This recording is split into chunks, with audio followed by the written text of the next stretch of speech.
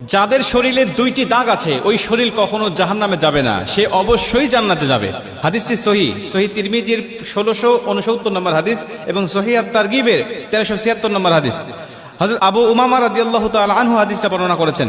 রাসূল সাল্লাল্লাহু আলাইহি ওয়াসাল্লাম বলেন, যাদের শরীরে দুইটা দাগ আছে এবং যাদের শরীর থেকে 2 ফোঁটা তরল পদার্থ নির্গত হয় ওই শরীর কখনো জাহান্নামে যাবে না, সে অবশ্যই জান্নাতে যাবে এবং আল্লাহ পাকের কাছে এই শরীরটা সবচেয়ে প্রিয় শরীর। রাসূল সাল্লাল্লাহু আলাইহি ওয়াসাল্লাম বলেন, 1 নম্বর দাগ হলো যে ব্যক্তি জিহাদের ময়দানে আল্লাহকে খুশি করার জন্য, আল্লাহর দ্বীন কায়েম করার জন্য অথবা আল্লাহর সন্তুষ্টির জন্য যে ব্যক্তি বাতিলের মোকাবেলা করতে গিয়ে শত্রু পক্ষের আঘাতে তার শরীরে ছোট্ট একটা দাগও যদি বসে যায়, এই দাগটা কিয়ামতের ময়দানে সুপারিশ করে বা এই দাগটা থাকার কারণে কিয়ামতের ময়দানে আল্লাহ পাক তাকে জান্নাতে দিয়ে দিবে। নবীজি সাল্লাল্লাহু আলাইহি ওয়াসাল্লাম বলেন, 2 নম্বরে ফরজ ইবাদত সমূহের কোন একটি দাগ যদি তার শরীরে দেখা যায়, যেমন নামাজ পড়তে পড়তে সেজদা দিতে দিতে কপালে